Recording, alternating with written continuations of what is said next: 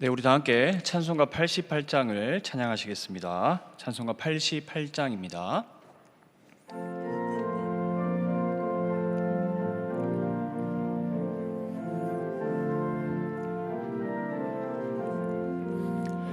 내 진정 사모하는 친구가 되시는 구주 예수님은 아름다워라. 산 밑에 백합하여 빛나는 새벽별 주님 영원할 길 아주 없도다. 내 맘이 아플 적에 큰 위로 되시며 나 외로울 때 좋은 친구라. 주는 저 산 밑에 백합 빛나는 새벽별 이 땅 위에 비길 것이 우리 3절 고백하겠습니다. 내 맘을 다하여서 주님을 따르며 길이 길이 나를 사랑하리니 물불이 두렵지 않고 창검도 겁없네. 주는 높은 산성 내 방패시라.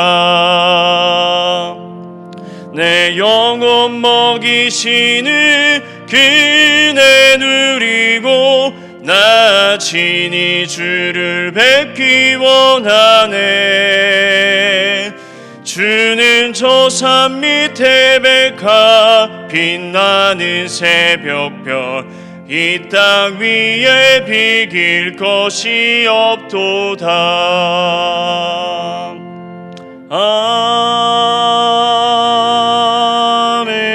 아멘.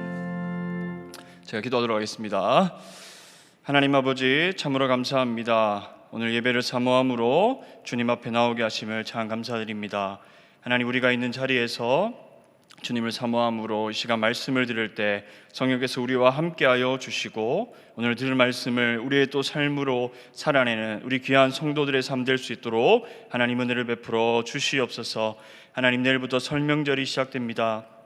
하나님, 코로나로 인해서 예전처럼 많이 모이지 못하고 참 많은 바뀐 상황을 우리가 만나겠지만 그럼에도 불구하고 우리가 하나님 앞에 감사하며 그 시간들을 잘 보낼 수 있도록 하나님 은혜를 베풀어 주시옵소서. 또 하나님, 또 외로움 속에 있는 성도들이 있다면 하나님께서 그 속에서 하나님께서 붙잡아 주셔서 하나님께서 온전히 친구 되셔서 정말 외로움이 아니라 따뜻함과 평안함으로 그 시간들을 잘 보낼 수 있도록 하나님 은혜를 베풀어 주시옵소서. 감사드리며 살아계신 예수 그리스도의 이름으로 기도드렸습니다. 아멘.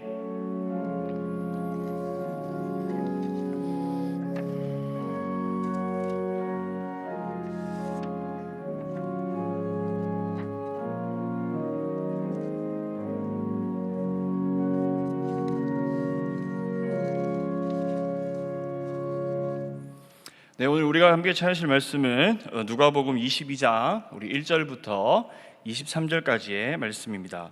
제가 19절과 20절을 제가 봉독해 드리도록 하겠습니다. 또 떡을 가져 감사 기도하시고 떼어 그들에게 주시며 이르시되 이것은 너희를 위하여 주는 내 몸이라. 너희가 이를 행하여 나를 기념하라 하시고 저녁 먹은 후에 잔도 그와 같이 하여 이르시되 이 잔은 내 피로 세우는 새 언약이니 곧 너희를 위하여 붓는 것이라. 아멘.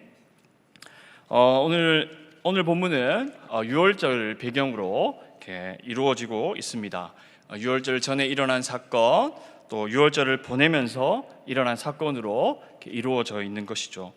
오늘 우리는 유월절을 준비하면서 또 각자 다른 사람들이 또 다른 서로의 준비하는 모습을 통해서 하나님이 오늘 우리에게 어떤 말씀을 하시는지, 또 우리에게 합당한 준비는 어떤 것이 되어야 되는지 살펴보도록 하겠습니다. 먼저 첫 번째 준비는 유월절이 다가오면서 시작되고 있습니다. 1절에 보시면 이렇게 이야기하죠. 유월절이라 하는 무교절이 다가오매. 아멘. 여러분, 이 유월절은 이스라엘 백성들에게는 아주 중요한 절기 중에 하나입니다. 이스라엘 백성들이 애굽에서 속량받은 구출된 것을 기념하는 날이 바로 유월절이죠. 애굽의 종되었던 그들을 하나님의 은혜로 애굽에 탈출한 것들을 기념하는 날이 바로 그날입니다. 하나님께서는 이스라엘 백성들을 구원하기 위해서 애굽의 10가지 재앙을 내리셨죠. 마지막 10번째 재앙이 바로 장자의 죽음입니다. 이스라엘 백성들은 그때 어린 양을 잡아 문설주에 바르고는요, 죽음의 재앙을 벗어날 수 있었습니다. 그것을 바로 기념하는 날이 바로 유월절이었다라는 것이죠. 유월절은 한 주간 진행되는 무교절의 첫날이었고, 그렇기 때문에 유월절과 무교절은 서로 연결되었기 때문에 사실상 한 절기로 바라보면서 이스라엘 백성들은 그것을 함께 지켰습니다. 유월절이 되면 사람들이 유월절을 지키기 위해서 예루살렘으로 몰려들었고, 이스라엘 모든 가정은 그때 유월절 식사를 하면서 하나님을 찬양하며 그들이 받은 구원의 은혜를 기억하며 감사했습니다. 모든 사람들이 이스라엘 백성들이 구원받고 생명을 유지할 수 있었던 그 기쁘고 감사한 그 절기에 하나님의 은혜를 기억하는 그날, 유대의 지도자들은 예수님을 죽이려고 계획하고 있었습니다. 2절에 이렇게 이야기합니다. 대제사장들과 서기관들이 예수를 무슨 방도로 죽일까 궁리하니 이는 그들이 백성을 두려워함이더라. 아멘. 대제사장들과 서기관들, 바로 유대인 지도자들이 예수님을 죽이려고 했던 것은 이번 한 번이 아니었습니다. 이들은 항상 어떻게 하면 예수님을 잡아서 예수님을 어떻게 해할 수 있을까, 그들은 늘 그렇게 생각하며 나아왔다라는 것이죠. 19장 47절에서도 보면 유대 지도자들은 예수님을 죽이려고 그때도 그들이 시도했지만 백성들 때문에 두려워하여서 그들의 계획은 이루어지지 않았습니다. 이들이 예수님을 그토록 죽이고 싶었던 이유는 무엇이냐? 누가는 20장에 그렇게 이야기합니다. 그것은 바로 예수님의 명성이 점점 더 높아지고, 또 예수님께서는 그들이 책을 잡으려고 하는 그 모든 질문에 답을 할 수 있었지만 그들은 그렇게 할 수 없었기 때문입니다. 항상 예수님의 그 모든 행동을 보면서, 그들과 반대되는 그 행동을 보면서 그들은 예수님을 눈의 가시처럼 생각했기 때문에 예수님을 이토록 잡고자 했던 것이죠. 그런데 그때 백성들 때문에 두려워서 할 수 없는 그때에 그들에게 좋은 기회가 찾아왔습니다. 3절과 4절에 보시면 이렇게 이야기합니다. 가룟 유다가, 예수님의 12 제자 중 하나가 그들에게 찾아와서 그들에게 예수님을 넘길 그 방도를 그들에게 알려주고 있었다라는 것이죠. 유다는 예수님의 그 12 제자 중에 한 명이었습니다. 예수님과 친밀한 관계 속에 있었던, 예수님이 가장 가깝게 지냈던 자가 바로 유다입니다. 3절은 오늘 유다에게 사단이 들어간 후에 이 일이 진행되었다라고 그렇게 말씀하고 있습니다. 사단은 누가복음 4장에도 등장했습니다. 예수님께서 이제 그 광야에서 사단에게 시험을 받으실 때 그때 등장했던 것이죠. 그 모든 시험을 예수님은 말씀으로 물리치셨고, 누가복음 4장의 기록에 보면 사단이 그때 잠시 동안, 얼마 동안 떠나가 있었더라, 그렇게 말씀하고 있습니다. 그때 사라졌던 사단이 이제 다시 나타나게 된 것이죠. 그 사단은 유다에게 들어갔고요. 그리고 유다는 유대 지도자들에게 찾아가서 예수님을 넘겨줄 방도를 지금 의논하고 있는 것입니다. 여러분, 여기서 사단이 들어갔다라는 것은 정확하게 어떤 것을 표현하는지는 우리가 판단하기 어렵습니다. 혹자는 귀신이 들어갔다라고도 그렇게 표현하는데, 사실 그것은 좀 과한 것이 아닌가라는 것이 대부분의 견해이고요. 어쨌든 최소한으로 생각되는 것은, 어쨌든 사단이 그를 이끌어가면서 그에게 영향을 끼치고 있었다라는 것은 사실입니다. 예전에 이 본문을 이렇게 보면서 청년 시절에 그런 이제 오해가 있었습니다. 유다가 억울했다라고 이야기가 그런 생각이 들었다라는 거죠. 유다는 사단에게 붙잡혔기 때문에 어쩔 수 없이 예수님을 팔아넘긴 것이다. 유다는 어쩔 수 없어라고 생각했던 적이 있습니다. 그런데 여러분, 죄는 우리가 선택하는 것이죠. 선택은 우리에게 있습니다. 지금 유다에게 사단이 들어왔기 때문에 죄를 지을 수밖에 없었다라고 이야기하는 것은 때로는 우리가 우리의 삶에서 내가 저지르는 죄 또한 내가 사단에게 붙잡혀서 어쩔 수 없는 것이다, 어쩔 수 없는 선택이다라고 이야기하는 것은 어쩌면 우리에게는 변명이다라는 것이죠. 아담을 한번 생각해 보십시오. 뱀의 유혹이 찾아왔을 때 아담도 그가 선택하는 겁니다. 아담에게 선택이 두 가지가 있었습니다. 그 뱀의 유혹에 넘어가는 선택을 할 것인지 아니면 하나님의 그 말씀에 순종할 선택을 하는 것인지 아담은 두 가지 선택 중에 하나는 할 수 있었다라는 것이죠. 그러나 유혹 앞에서 하나님께 순종하기보다 그 유혹을 택하게 된 것이죠. 유다 또한 지금 깨어있지 못해서 잘못된 선택을 한 것입니다. 그리고 유다가 적극적으로 제사장들을 찾아가서 예수님을 넘겨줄 방도를 했다라는 것은 유다는 유다의 자신의 선택이었고 우리가 어쩔 수 없이 유다의 선택이었다라고 고백할 수 없는 것이죠.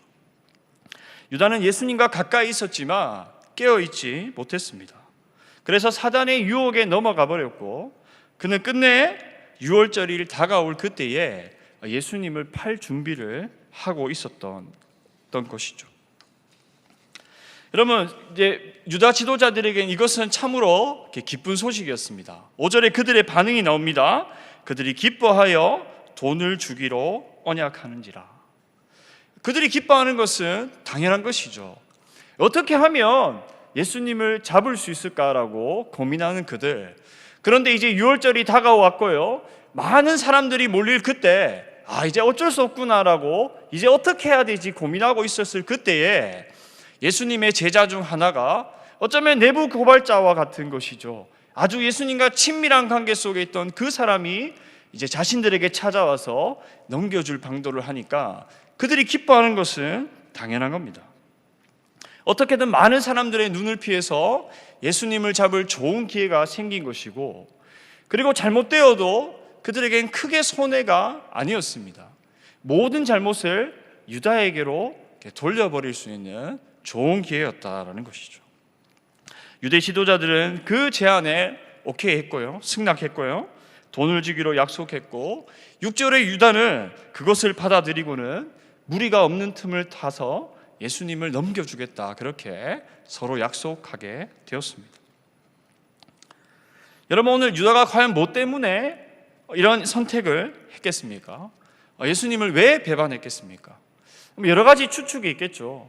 유다가 생각했던 그 정말 정치적인 메시아가 아니었기 때문에 유다는 예수님을 팔아넘긴 것이다 라고 이야기하지만 그러나 성경의 기록에 따르면 우리가 성경에 근거하면 유다가 예수님을 넘겨받을 때 함께 무엇을 받느냐? 돈을 받게 됩니다. 그리고 요한복음에서 요한이 정확하게 표현하고 있습니다. 유다는 회개였고 그는 돈을 탐하는 도둑이었다라고 이야기하고 있는 것이죠. 다른 이유들보다 유다의 탐심이 오늘 예수님을 팔아넘길 그런 기회가 되었다라는 것이죠. 여러분, 배신당한 경험 있으십니까? 대부분 이제 뒤통수 맞은 그런 기억들 많이 있을 것이라 생각이 듭니다. 여러분, 그때마다 우리의 가슴을 아프게 하는 것이 어떤 겁니까? 정말 믿었던 사람에게 받는 아픔은 참 아주 크다는 것이죠. 나랑 크게 관계가 없는 사람들은 그럴 수 있다라고 생각이 듭니다. 그러나 내가 정말 믿었던 사람에게 배신당하면 쉽게 회복이 되지 않는 것이죠. 오늘 예수님께서 이 모든 가정을 아셨죠. 여러분, 그럼에도 불구하고 예수님도 예수님 괜찮으시지 않았고 예수님도 힘드셨습니다. 어떻게든 유다의 이 배신을 보면서 자연스러운 것이다라고 이야기하지 않으셨고 예수님도 어떻게든 유다에게 기회를 주어서 돌이키고 싶었던 것이 바로 예수님의 마음입니다. 여러분, 뒤에 나오는 6월절 식탁에서 예수님은 유다의 그 배신을 언급하십니다. 21절과 22절에 말씀하고 계신다라는 것이죠. 21절에 보면 그러나 보라 나를 파는 자의 손이 나와 함께 상위에 있도다. 22절입니다. 인자는 이미 작정된 대로 가거니와 그를 파는 그 사람에게는 화가 있으리로다 하시니. 아멘. 여러분, 식탁이라는 것은 친밀함과 아주 신뢰의 관계가 있는 아주 따뜻한 곳입니다. 그럼에도 불구하고 그 식탁에 배신의 손이 있었다라는 것이죠. 그 사건에서, 그 식탁에서 예수님은 마음 아파하시면서 유다의 일을 언급하고 계십니다. 그를 파는 그 사람에게 화가 있을 것이다. 너에게 화가 있을 것이다. 이 말은 무엇이겠습니까? 지금 너의 계획이 어떠한 결과를 가져올지 한번 생각해 보라라는 것이죠. 여러분, 예수님께서 우리의 죄를 위해서 죽으셔야 하는 것은 맞습니다. 그건 당연한 결과이죠. 그러나 배신이 꼭 있어야 되는 것은 아니었습니다. 유다가 돌이켰다면 다른 방법으로 하나님은 예수님을 어떻게든 죽이셔서 우리에 대한 구원을 이루셨을 것입니다. 오늘 유다는 자신의 의지로 모든 것을 선택했는 것이죠. 유다는 자신의 선택으로 예수님에 대한 그 사랑과 말씀의 순종함으로 나아갈 수 있었지만 그러지 못했습니다. 근데 그러지 못했고 유혹에 넘어가 버렸고 비참한 죽음을 그는 경험하게 된 것이죠. 무튼 유다는 예수님과 가까이 있었지만 깨어있지 못한 것이고 사단의 유혹에 넘어가 버려서 6월절이 다가올 그때에 예수님을 팔 준비를 하고 있었습니다. 여러분, 깨어있지 않으면 우리도 유다와 같이 예수님을 배반할 수가 있습니다. 유다는 예수님의 제자로 늘 함께 있었으면서 또 그분이 하시는 모든 일을 곁에서 보았지만 정작 그분이 누구신지, 그분이 무엇을 위해서 이 땅에 오셨는지를 알지 못했다라는 것이죠. 오늘 깨어있지 못했기 때문에 사단이 들어올 기회를 준 것이고 6월절이 다가올 그때에 예수님을 넘겨줄 준비를 하고 있었다라는 것입니다. 이제 두 번째 한번 보겠습니다. 7절부터 또 다른 이제 준비가 나옵니다. 7절 보시면 6월절 양을 잡을 무교절 날이 이른지라. 이제 6월절이 이제 다가왔다. 이 6월절 당일이 된 것이죠. 보통 6월절 양들은 이제 오후 2시 반에서 한 5시 반 사이에 잡게 됩니다. 그리고 그것을 저녁에 사용하게 되는 것이죠. 이제 6월절이 다가왔을 때 예수님께서 베드로와 요한에게 한 가지 명령을 하십니다. 8절에 베드로와 요한을 보내시면서 우리가 6월절 식사를 할 곳을 살펴봐라, 그것을 준비하여라, 이렇게 지시하게 되는 것이죠. 8절에 예수께서 베드로와 요한을 보내시며 이르시되 가서 우리를 위하여 6월절을 준비하여 우리로 먹게 하라. 마가복음과 마태복음에서는 제자들이 먼저 예수님께 질문했다라고 기록하고 있습니다. 거기서는 예수님, 우리가 6월절 식사를 어디서 해야 되겠습니까? 제자들이 먼저 물었다라고 기록하고 있는데 오늘 누가는 예수님께서 그들에게 지시하셨다라고 기록하고 있는 것이죠. 아마도 누가는 예수님께 지금 행해지는 이 모든 일들이, 유다가 예수님을 배반하고 끝내는 예수님께서 죽으셔야 되는 이 상황이 예수님의 어쩔 수 없는 선택이 아니라 예수님께서 주도해서 이 모든 것을 주관하시는 분이심을 강조하고 있었다라는 것입니다. 그래서 예수님께서 자신의 운명을 그냥 받아들이는 존재가 아니라 적극적으로 모든 것을 주도하시는 분이심을 오늘 누가는 강조하고 싶었던 것이죠. 베드로와 요한은 예수님께 물었습니다. 예수님, 어디서 준비하기를 원하는지, 예수님께서 어디서 준비하시는 것을 원하시는지 그렇게 물었고요. 예수님께서 그들에게 너희가 성에 들어가면 물 한 동이를 가지고 가는 사람을 만날 수 있을 것이다 라고 이야기합니다. 그리고 그 사람을 따라가면 그 다음에 놀라운 일이 일어날 것이다 라고 이야기해 주셨죠. 당시에 물을 나르는 일들은 하인이나 여성들이 주로 했었던 일이기 때문에 제자들은 쉽게 그 사람을 만날 수 있었을 겁니다. 제자들은 예수님의 말씀에 순종해서 성내로 들어갔고요. 그리고 예수님의 말씀대로 그 사람을 만날 수 있었습니다. 그리고 그를 따라 집안에 들어갔을 때 그 집주인에게 그렇게 그들이 예수님의 말씀을 전합니다. 선생님이 내게 하는 말씀이 내가 내 제자들과 함께 유월절 먹을 객실이 어디 있느냐. 제자들이 여기서 집주인을 선생님이라고 이야기한 것은 이 집주인이 예수님의 제자가 아니었고 그냥 예수님의 성에서 가르치실 때에 예수님의 말씀을 경험한 어떤 한 사람이다라는 것을 이야기해주고 있는 것이죠. 당시 예루살렘 주민들은요, 유월절 이 순례자들이 사용할 수 있는 여분의 방을 늘 준비하고 있었습니다. 그래서 오늘 예수님께서 그 주인에게 부탁하신 방은 아마도 큰 방이었을 겁니다. 12명, 13명 많은 사람들이 함께 누려야 했기 때문이시죠. 12절에 보시면 그리하면 그가 자리를 마련한 큰 다락방을 보이리니 거기서 준비하라 하시니, 여기서 그가 자리를 마련했다라는 것은 이 방이 그냥 방이 아니라 아주 잘 준비된 방이었음을 의미하는 겁니다. 가구도 잘 갖춰져 있었을 것이고 식사를 위한 양탄자도 깔려 있었을 것이고 무튼 잘 정리된 그런 상태였을 것이라고 생각이 듭니다. 베드로와 요한은 예수님의 말씀에 순종했고요. 그들이 나갔을 때 하신 말씀대로 만나 유월절을 그들은 준비할 수 있었다라고 성경은 기록합니다. 여러분, 여기서는 유월절 당일에는 베드로와 요한은 바로 예수님의 말씀에 순종함으로 유월절을 준비하고 있는 것이죠. 여러분, 이제 우리 마지막 준비를 한번 보도록 하겠습니다. 14절부터는 이제 예수님께서 유월절에 준비하시는 모습을 우리에게 보여주고 있습니다. 14절 보십시오. 때가 이름에 예수께서 사도들과 함께 앉으사. 이제 유월절이 다가왔다라는 것이죠. 이제 유월절 모든 준비가 끝나고 이제 예수님께서 이 유월절의 의미를 사람들에게, 제자들에게 알려줄 기회가 되었다라고 말씀하고 있는 겁니다. 그리고 예수님은 여기서 중요한 이야기를 하십니다. 15절에 자신의 고난당하심을 이야기하는 것이죠.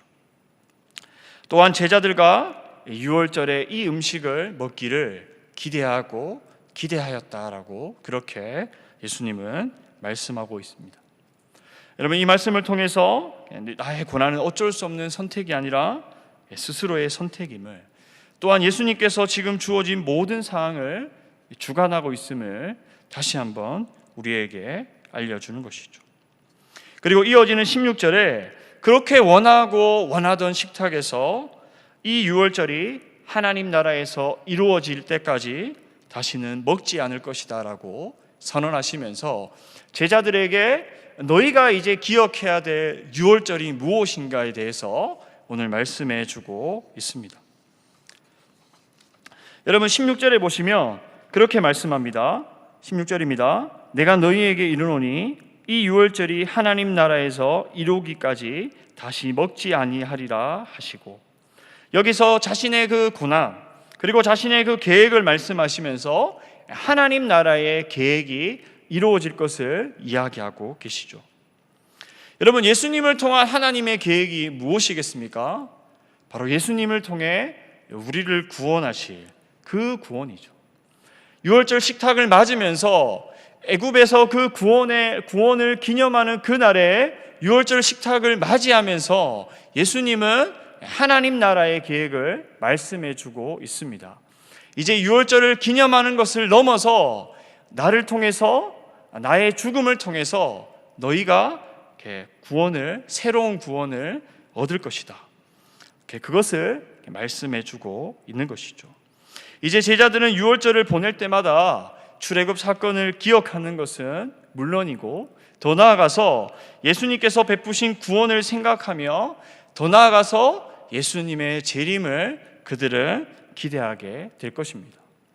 하나님 나라의 계획이라는 것은, 즉 자신들을 위해 십자가에 죽으신 예수님의 이 희생 제사를 믿음으로 받아들이며 자신들을 위해 영광의 구름을 타고 오실 예수 그리스도의 재림을 믿음으로 기다리게 되는, 그것이 바로 하나님의 계획입니다. 이제 구체적으로 17절부터 말씀하십니다.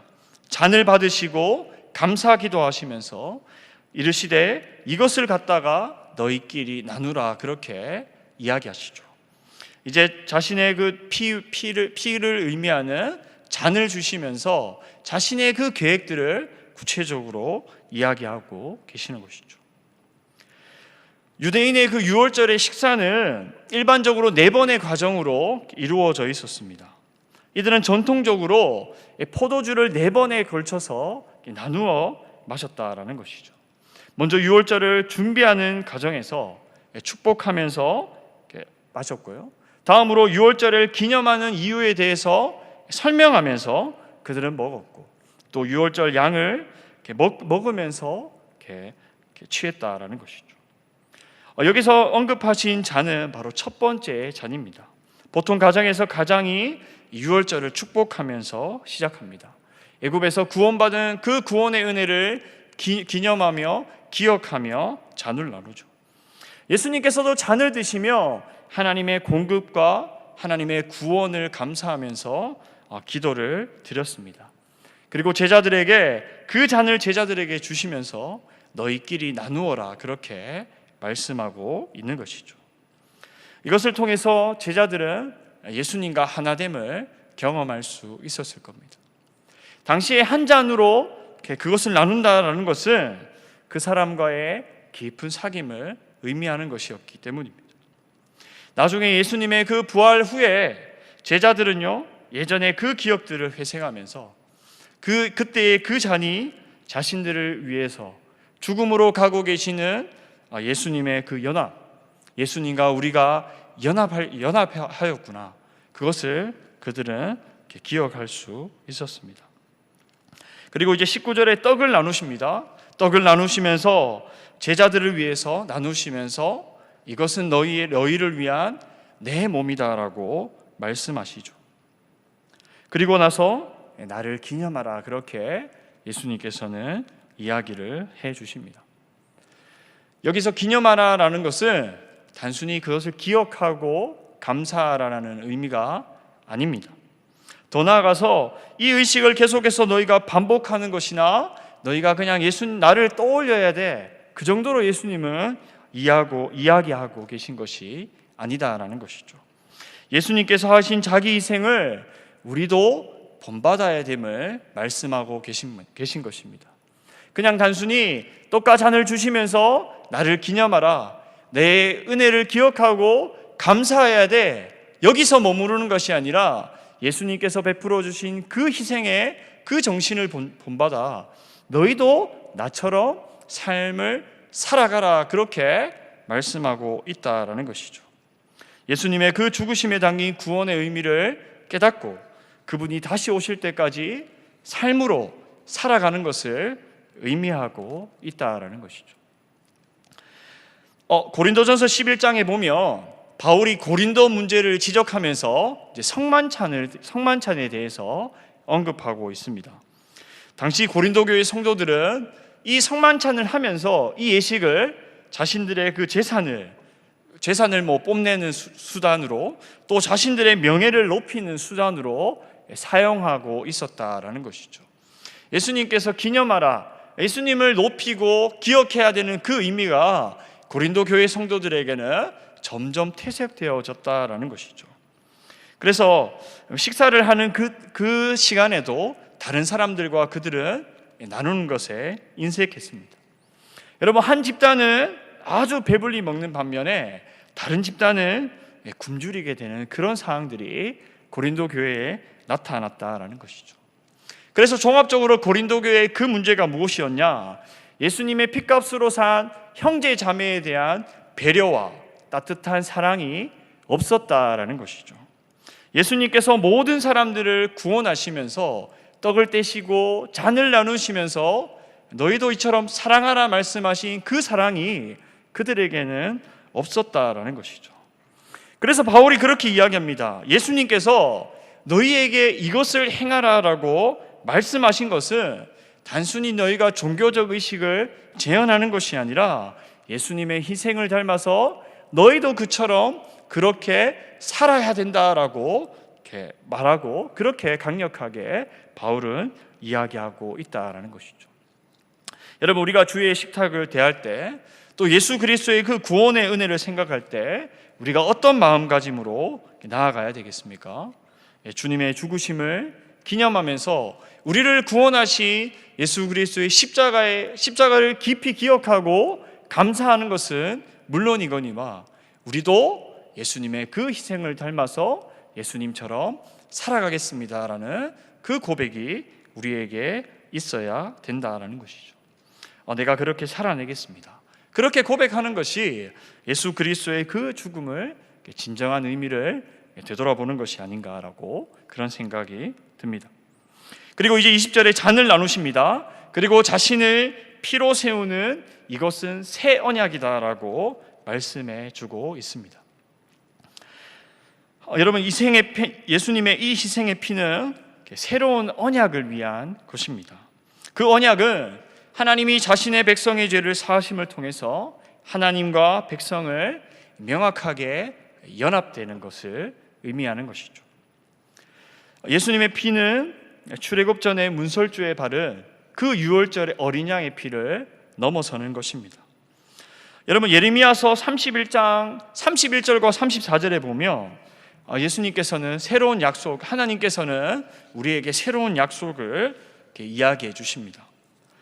그때 보면 이스라엘 백성들이 계속해서 죄를 지었기 때문에 이스라엘 백성들에게는 새로운 언약이 필요했습니다.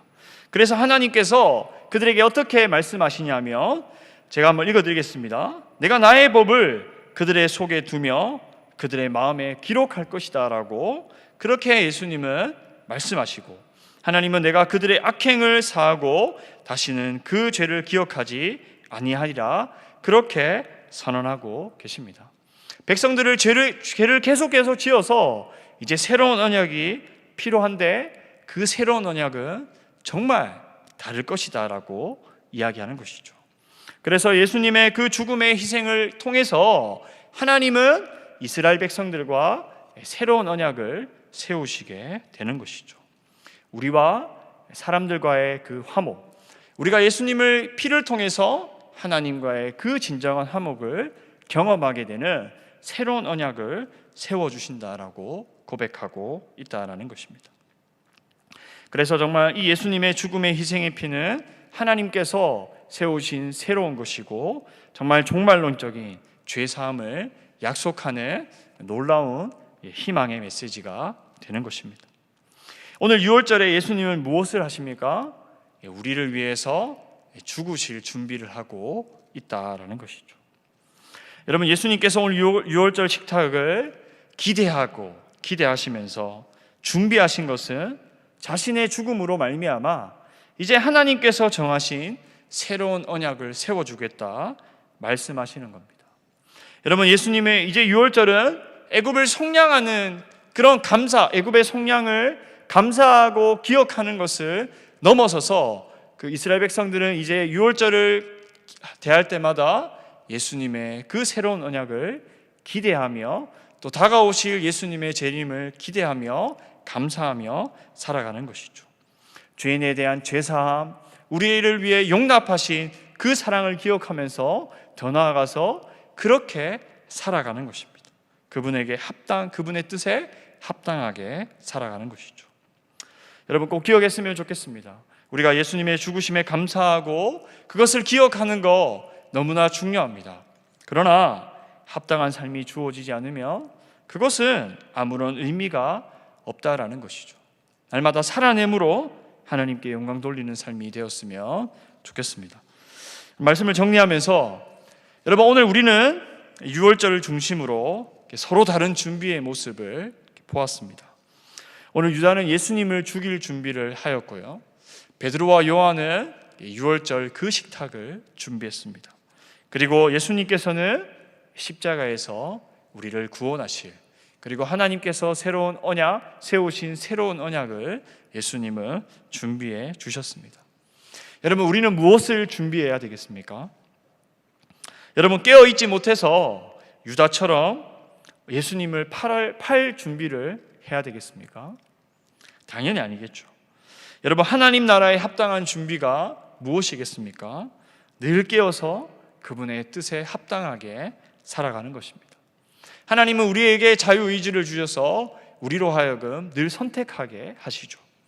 여러분, 유다는 그 의지를 가지고 하나님 나라를 막는 선택을 하였지만, 우리는 그 선택을 가지고 바로 하나님의 뜻에 순종해서 하나님 나라를 이루는 귀한 선택을 해야 된다라는 것이죠.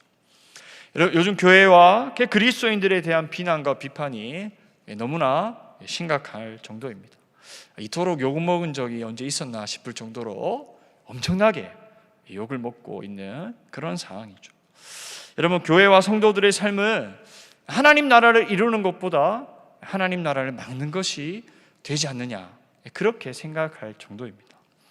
여러분, 우리는 깨어 있어야 됩니다. 지금도 마귀가 우는 사자와 같이 우리를 삼키려고 달라들고 우리를 유혹하려고 애쓴다라는 것이죠. 그때마다 우리는 깨어서 하나님 나라에 합당한 도구로 사용되어야 됨을 여러분 꼭 기억했으면 좋겠습니다. 또한 예수님께서 오늘 유월절 의미를 우리에게 새로 규정해 주셨죠. 애굽의 속량을 기억하는 것을 넘어서 우리는 예수님께서 베푸신 구원을 생각하며 다시 오실 예수 그리스도를 기대하며 예수님이 베풀어 주신 그 희생 정신을 깨달아 우리도 그렇게 삶으로 나타내어야 됩니다. 날마다 주님과 동행하며 그리스도인답게 하나님 나라의 귀한 도구 되시기를 주님의 이름으로 간절히 축원합니다. 아멘. 우리 함께 찬송가 325장 찬양하시면서 우리 준비한 헌금을 하나님께 드리도록 하겠습니다.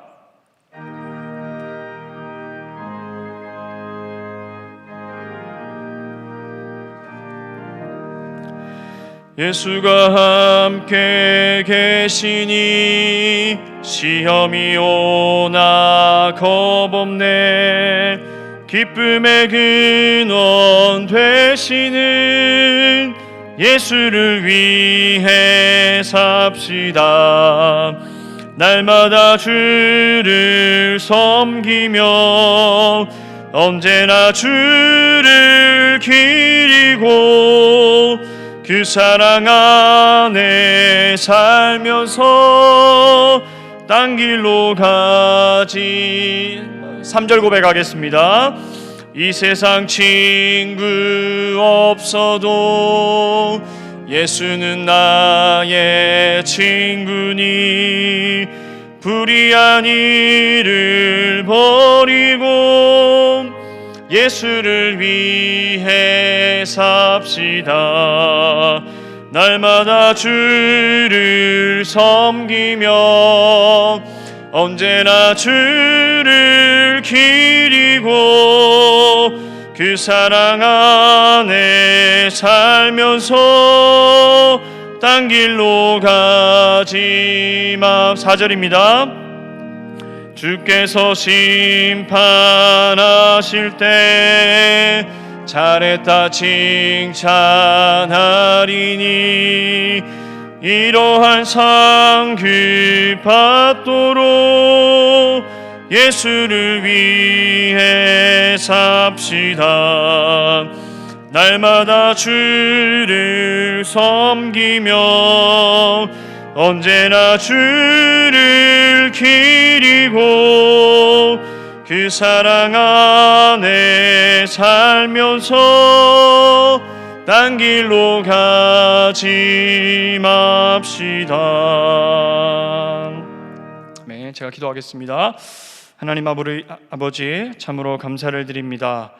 오늘 예수님의 그 죽으심을 우리가 날마다 기억하며 하나님 감사하게 도와주시고, 하나님 더 나아가서 우리가 그 희생정신을 깨달아 우리도 예수님처럼 닮아가는, 예수님을 닮아서 예수님처럼 살아가는 귀한 삶 살아갈 수 있도록 은혜를 베풀어 주시옵소서. 참 비난과 비판받는 이 시대 가운데 우리가 그리스도인답게 날마다 깨어 있어서 주님과 동행하며 주님의 귀한 도구 될 수 있도록 하나님 은혜를 베풀어 주시옵소서. 하나님은 내 삶의 주인이 되십니다. 그렇게 고백하며 드려진 헌금 위에 은혜를 주시고 날마다 좋은 것으로 우리의 삶을 채워 주옵소서. 감사드리며 예수 그리스도의 이름으로 기도드립니다. 아멘. 지금은 우리 구주 예수 그리스도의 은혜와 하나님 아버지의 놀라우신 사랑하심과 성령의 위로 교통하심이 늘 깨어서 주님의 일에 합당한 귀한 도구로 사용되어지기를 기뻐하는 우리 귀한 성도들의 삶 가운데 지금부터 영원토록 함께 있을지어다. 아멘.